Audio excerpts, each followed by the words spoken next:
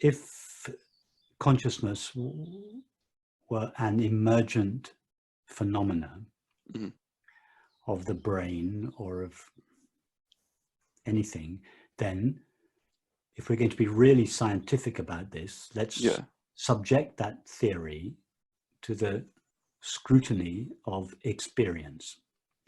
In order to validate this theory, we would have to see or experience consciousness emerging from matter.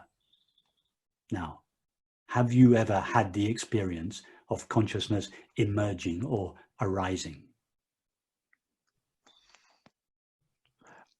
I've never had that, but I feel like you should be able to. Okay, let's just go slowly. Go ahead. You've never had the experience of consciousness emerging. Has anybody, or could anybody ever have the experience of consciousness emerging? Has the phenomenon ever been observed by anybody? Not emerging, but being necessary for certain. No, but that wasn't your question. The question was, is consciousness an emergent property of matter? Let's be rigorous, scientific, and philosophical. Let's stay on topic and not wriggle away when the evidence begins to stack up. So you have never had the experience of the emergence of consciousness. Nobody has ever had the experience of the emergence of consciousness. But no one has ever had the experience of the disappearance of consciousness. These are facts of experience that can be verified by all 7 billion people. Everybody, as long as they understand the question, will come up with the same answer.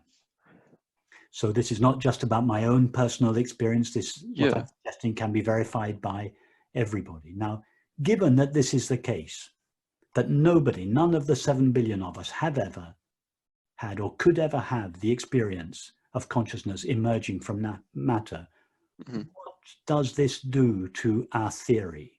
Any other theory in science that had so little evidence would be trashed. That's the scientific process, to come up with a theory, subject it to the evidence of experience, and if it doesn't stand the scrutiny of experience, the process is that you modify your theory in an extraordinary departure from the norm. Scientists, in relation to this one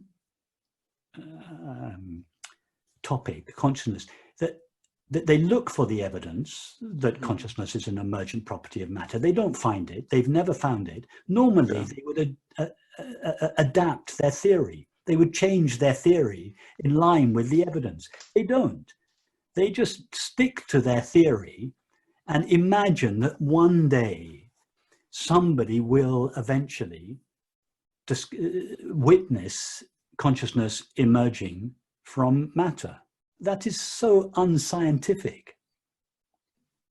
It goes against the very method of science itself. If your theory doesn't stand up to the scrutiny of experience, you don't dig your heels in and just believe your theory. That's called religion.